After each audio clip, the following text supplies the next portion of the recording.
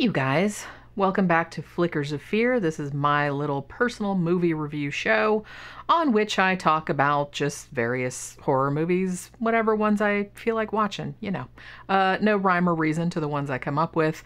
And this one right here is kind of an interesting pick. This is one that I guess I've been seeing it on a lot of lists, like I said, because I usually kind of troll through other people's lists of recommended horror movies, and if something sounds cool or something sounds kind of like right up my alley, then I'll put it on my list and finally get around to watching it. This is 2016's The Neon Demon. Now, what I had heard from a lot of this one, a lot of reviews of this movie, was that both critical and audience reactions to it were very, very mixed. Some might say violently mixed, in the sense that when this movie premiered, I believe it premiered at the Cannes Film Festival, you got kind of half the audience booing and half the audience giving like a standing ovation. And I've often found that movies like that are kind of like the most interesting ones to watch.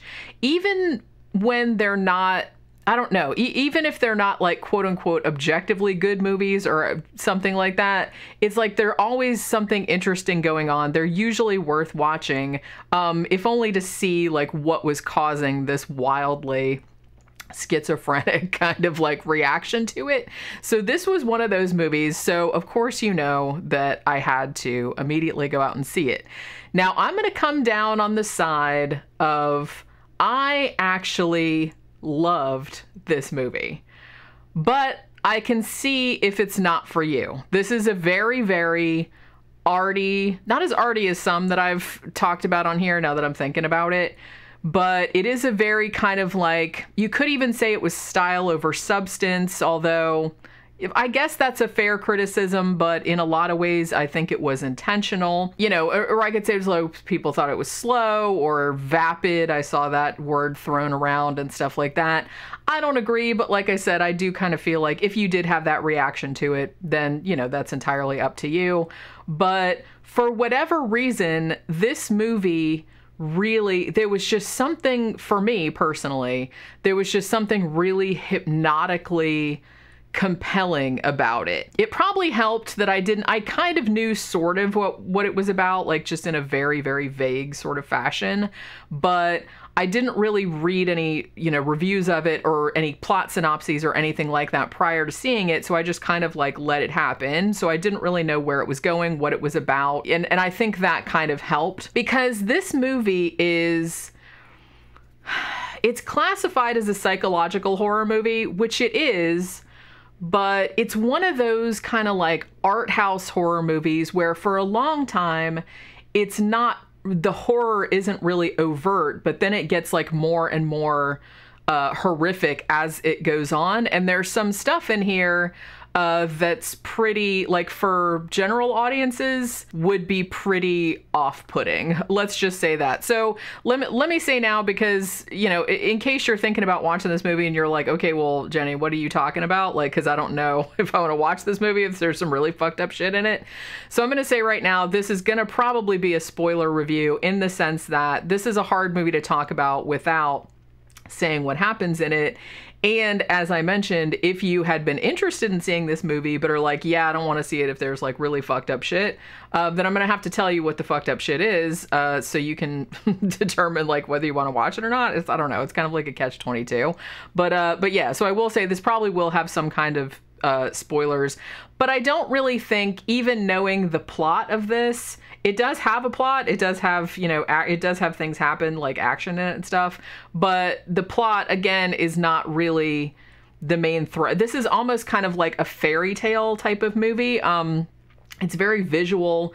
It's more like a movie that really needs to be like kind of experienced. It's very heavily, you know, as I said, heavily visual, heavily symbolic. It's almost kind of like an occult type of thing, but not super overtly. So, you know, if I know that I'm trying to become kind of being vague on purpose, but it's kind of like I said, it's kind of a hard movie to talk about without spoiling a lot of things about it. So just know that going in. Now, okay, so there's the fucked up shit that's in this. There is a scene of what is essentially female on female necrophilia. So there's like a necrophilia scene, which a lot of people were kind of grossed out by. There's a lot of gore, as there is cannibalism. There is something for everybody. There's a scene at the end with a girl, a woman barfing up another woman's eyeball and then another woman eating it. So if any of this sounds like it's going to gross you out, then probably you want to avoid this. Like I said, for about the first half of this movie, it's about a little over 2 hours long, something like that. About the first half of this movie, it comes across more as a very beautiful, visual, psychological type of story, and then it kind of goes into like this really shocking, like exploitative type of imagery. Kind of reminded me a little bit, it reminds me of you know, if you like stuff by like Gaspar Noé, or if you liked you know, shit, like if you like something like Antichrist or something like that, then this is in that same kind of wheelhouse. Also has a little bit of like a surrealist kind of bent to it. Has a little bit of a giallo sensibility to it as well. A little bit David Lynchian, had some kind of Mulholland Drive, little bit of a vibe to it, or Lost Highway. So if that sounds like something that you would like, that you would probably like this. Like I said, it seems like there's like a lot of mixed kind of shit about this. So even among people that have liked Nicolas Winding Refn's other movies, which I know a lot of people have seen Drive. I haven't seen it yet. Only God Forgives was another one that he did. I saw Bronson, which I loved. But he's made like a bunch of movies, and it does really seem like, I don't know if I'd say that's what he's going for in the sense that he wants to be shocking or provocative, but even if he was, and I think I've talked about this before, I'm just kind of like, maybe when I was talking about Climax, but you know, I kind of feel like it's a little bit of an empty criticism to say that a filmmaker is just deliberately trying to be provocative. I'm like, well, what do you want? Like, do you want somebody to make a film that they just don't want anybody to care about, or they're just like, oh, you know, that was pretty good. I mean, you know what I mean? It's almost kind of like, I'm not saying you have to go out on purpose and like make a movie like shocking just to be shocking, but it's a fine line between that and kind of like coming out and making the movie that you want to make and then having everybody get like all offended because, you know, it's got shocking content, or you think that they're being shocking just for shocking's sake or whatever. I don't know. It's kind of like a whole discussion to have. As I said, because I'm a big horror nerd, I did not find any of the sequences in this movie to be particularly offensive. You know what I mean? Necrophilia is yucky and everything like that, but it's like, I don't know. It didn't bother me as much as it maybe would bother somebody else, I guess. You know, but I'm just a weirdo like that. Antichrist also didn't bother me all that much. So I don't know. I don't know if that means I'm jaded or I'm like a weirdo or whatever. I loved Antichrist, by the way, but it didn't disturb me like to my core or anything like that. And this one it didn't either, but that's not like a ding on it. So basically this movie follows a young girl named Jessie, who's played by Elle Fanning. Now, she's only 16 years old, and she travels out to LA, and she's going to be a model. Although she goes to, you know, the agency or whatever, and they tell her, you know, tell everybody you're 19.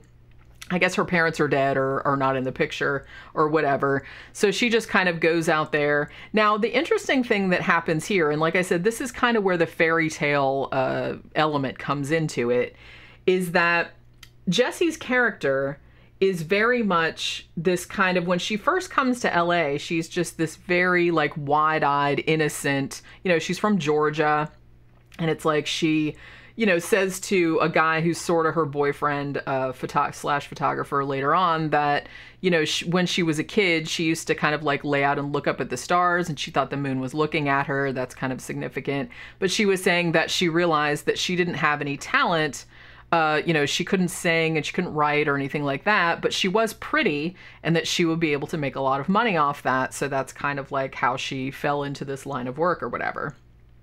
So she arrives in LA, as I said, sort of a wide-eyed, you know, naive, I guess you would say.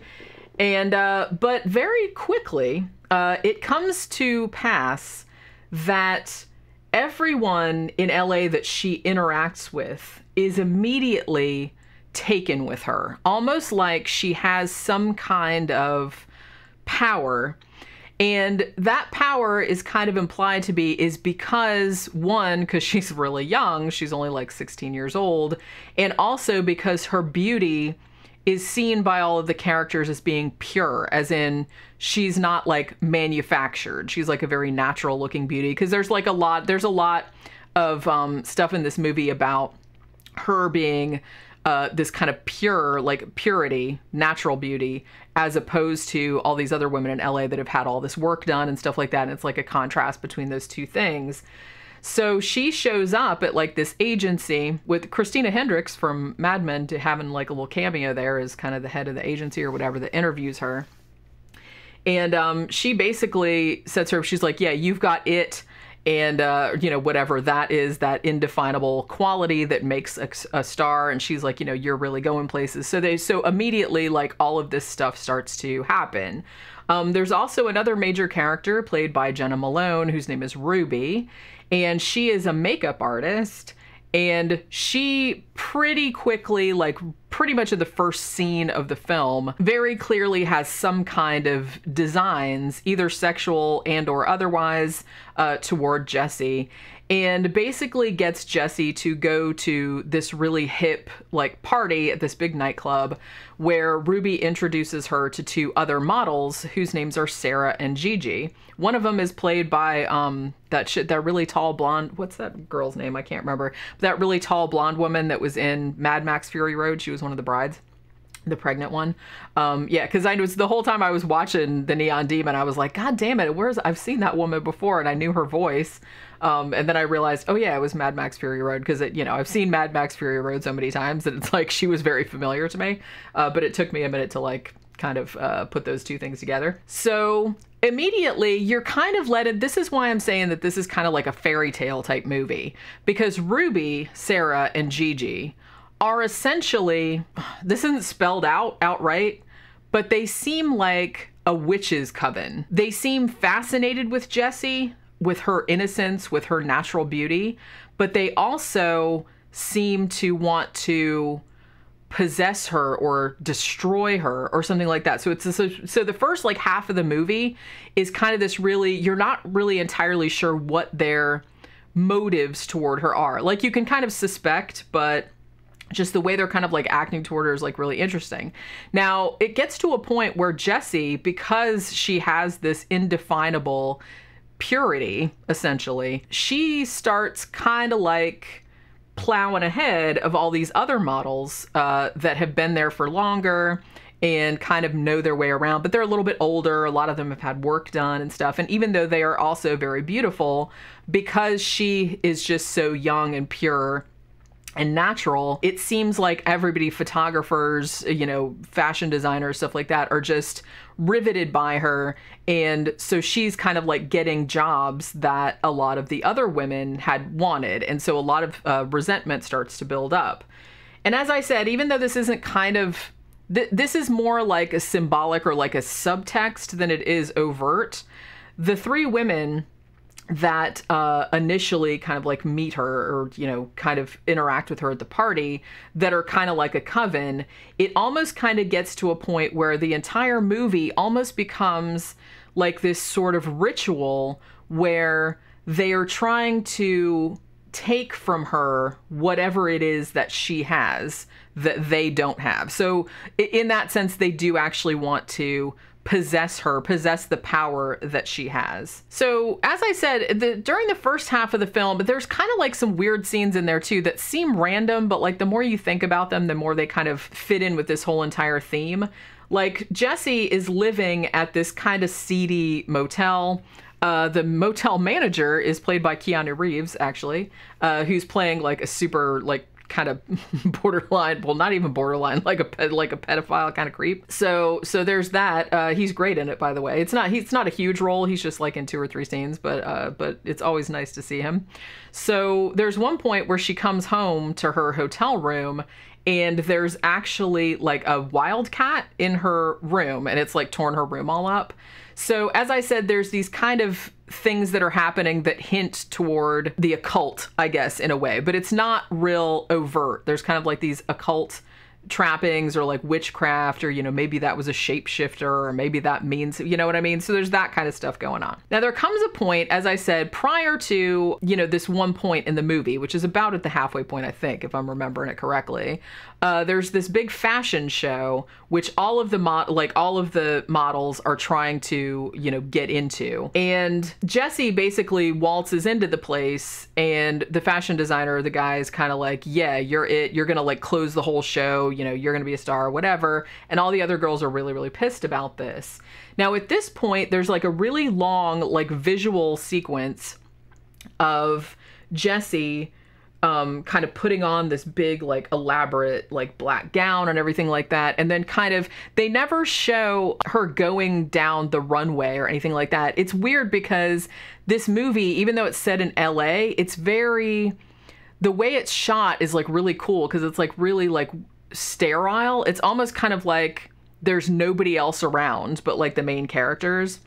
So it gives it this kind of like surrealistic kind of vibe to it, which I actually really, really dug. I will say too that the score for this is fan-fucking-tastic. I love the score. The visuals of this and, you know, the marrying of the visuals to the score and everything like that was just really kind of like, you know, hitting all my happy buttons. Like, I just really, really loved all the imagery in this. Just gorgeous, gorgeous looking movie, gorgeous sounding movie. As I said, you know, people could complain that it's style over substance. Okay, fine. You know, that the characters are not all that complex, which, yeah, I don't think I'd agree with that, but okay. That it's thinner on plot. But as I said, I don't really think was the main thrust of the movie. I'm sure he was trying to make a statement about beauty and about, you know, and almost kind of like the lengths that people will go to, the lengths that particularly women will go to have, you know, to possess this kind of power where everyone is looking at them, whether it's, you know, like the most beautiful woman in the world or whatever.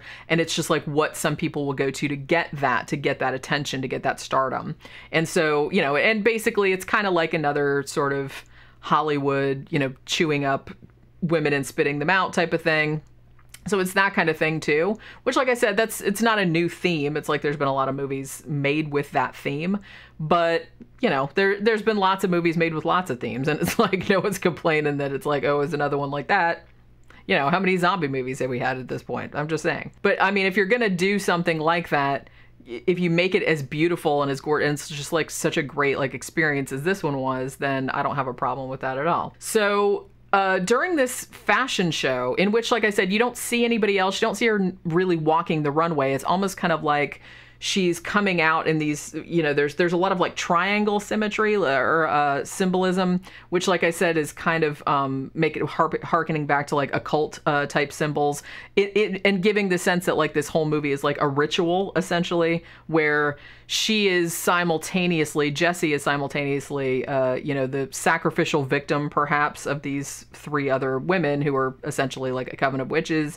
But she's also coming into her own power, possessing her own, you know, coming to the realization of how beautiful she is and how she can use that to her advantage. How she becoming, the word she uses, dangerous, because when she first arrives in LA, she's, like I said, she's very innocent. She seems very naive. You know, she seems very humble and very sweet. But after this one particular set piece where she's at this fashion show and she's walking through all these triangles and there's all these mirrors and she's like, you know, kissing herself in the mirror, it's almost kind of like she becomes a different person. She's come into her narcissism, I guess, and has owned it and possessed it. So after that point, she almost turns into a different person, in the sense that now she is, you know, empowered sounds like a positive word, and it's really not positive, because she has essentially gone over to the dark side of, you know, of this fashion designer whose name is Sarno, and like the other models, who their whole philosophy of life is beauty is the only thing that matters. And, you know, she has pretty much come to accept the fact that because she is beautiful, therefore she has worth. If she was not beautiful, she would be worthless. And she has accepted that truism in the course of the movie. And so at that point, like, her boyfriend, who who still like tries to argue with the fashion designer Sarno, saying it's like, well, you know, isn't it what's inside that counts? But then Sarno kind of makes the point, it's like, you know, if she hadn't been beautiful, you wouldn't even have talked to her in the first place, even to get to know her. So you're kind of a hypocrite. So a lot of that kind of stuff is going on as well. Now, after this point, when she has become narcissistic, I'm assuming, you know, seeing this movie through the lens of, you know, it's all a ritual. I guess at this point she had to come into this narcissism and lose her former innocence for the ritual to work, I guess, because from this point forward, it becomes a much more straightforward horror movie. In the sense that she starts having a nightmare. She has a nightmare that Keanu Reeves, the motel manager, the sleazebag, that he comes in her room and is like sticking a knife in her mouth, you know, like it's very phallic. And when she wakes up from this dream, her door knob is like rattling and she's like freaking out, and she is able to keep him out. But then he goes into the next door motel room, which he has previously mentioned is occupied by a 13-year-old runaway girl, and proceeds to brutalize her there. They don't show that, but you know, you can hear it from the other room, at which point Jessie freaks out and she calls her friend, the makeup artist Ruby, and Ruby lets her stay at her house, which is kind of like a mansion, even though she says it's not hers. She says she's just house sitting, but they never really, you're led to believe that it actually is hers, but you're not really sure why she's lying about it. So at this point, Ruby, who is just as obsessed with Jessie as everyone else is, tries to make a move on her, but Jessie, who is still a virgin, pushes her away. And at this point, like I said, I think this was the scene after this where a lot of people maybe got upset and like walked out and stuff. Because at this point, because Ruby has been sexually rejected by Jessie, she goes to work at her second job, because she's not only like a makeup artist for models and fashion shows and stuff, she also is a makeup artist at the morgue. And just so happens that there's a corpse in there that looks kind of like Jessie, in the sense she kind of has blonde curly hair. She kind of looks similar. And, you know, there's a scene where she you know, masturbates with a corpse. So so I'm just saying it's in there. So you know what I mean. And I gotta say, Jenna Malone like kicked ass in this one, because I feel like a lot of actresses would not have gone there. It's not super graphic, but I mean, it's, you know, it's suggestive enough that I can see how most people would be like, ew, you know what I mean? Because it is kind of gross, but like I said, it didn't upset me that much, but I could see how like it would upset some people. So like I said, there is a scene like that in there, so just be warned. So at this point, what ends up happening after that is that when Ruby comes home, her and Sarah and Gigi have decided, okay, well, now is the time that we're going to, you know, get to the culmination of our ritual, I guess, if you want to like say it that way. So they basically push Jessie into an empty swimming pool, break her legs, and then they go down there and cut her up and eat her.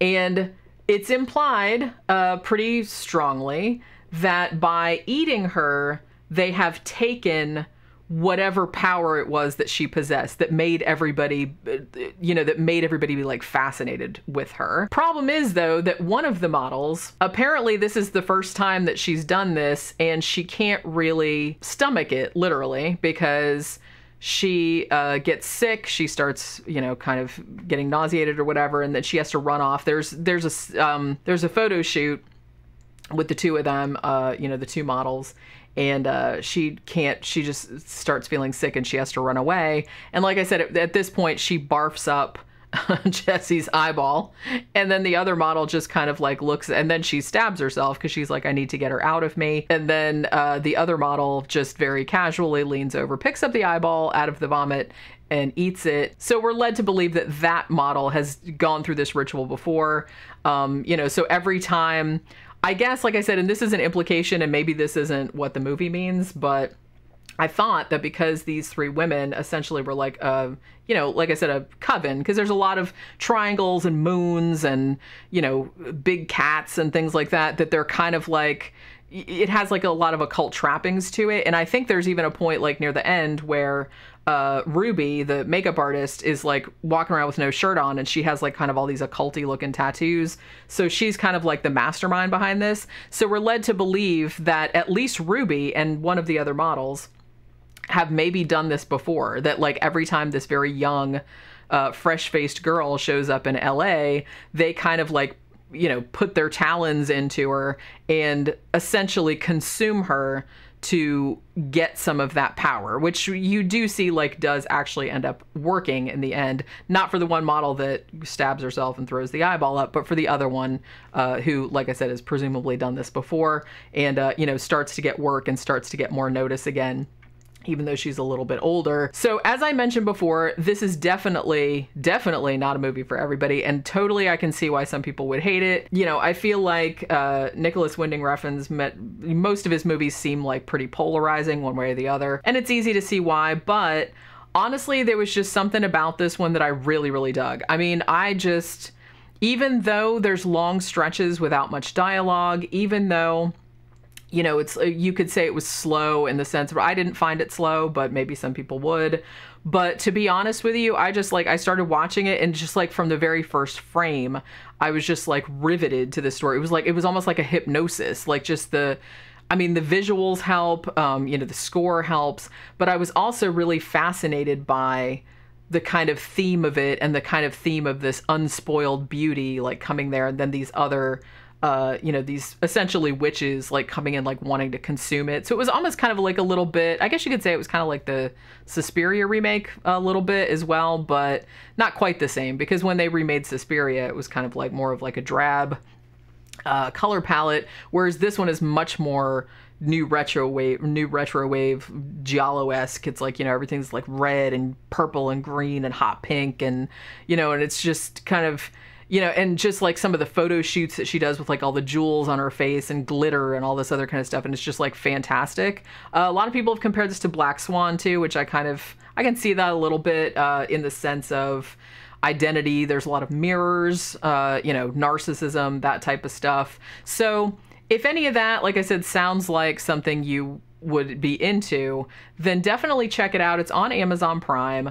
You know, like I said, it seems like it's gotten really mixed reviews, but I really, really loved it, and I like weird-ass movies like this. More people need to make weird-ass movies. Like I said, even if they fail at what they were trying to do, they're still interesting to watch. It's like the worst thing a movie can be is just like boring or nobody gives a shit about it, which is why every time I hear that a movie like this got such a polarizing response, I always immediately want to see it, because I'm curious. Anything that gets that strong of an emotion, either love it or hate it, probably has something interesting, you know, interesting enough, at least for me to watch it. And this definitely does have that. So I don't know if any of you guys have seen it. Like I said, it's not a straightforward horror movie, but it is kind of like an art house horror movie. And like I said, it's very much a visual experience as well. I kind of wish I'd seen it on the big screen, but, you know, what are you going to do? Came out a few years back, and I don't even think it played in my part of Florida, so I probably wouldn't have been able to see it anyway. But this is definitely one that needs to just kind of be experienced. It's a sensory experience, but it also has, like I said, it has a deeper thematic type of thing, and kind of like in a fairy tale occult type of sprinkling on top of it. So if that sounds cool, definitely check it out. As I said, it's on Amazon Prime, and I think it's also on Blu-ray if you want to go that route. But yeah, I really dug it. If you've seen it, let me know if you loved it, if you hated it, if you were indifferent toward it. I really haven't seen anybody be indifferent toward it, but maybe you were. There's takes all kinds, really. But yeah, talk about it down in the comments. And that will do it for this Flickers of Fear. I will see you guys on the next one. Bye.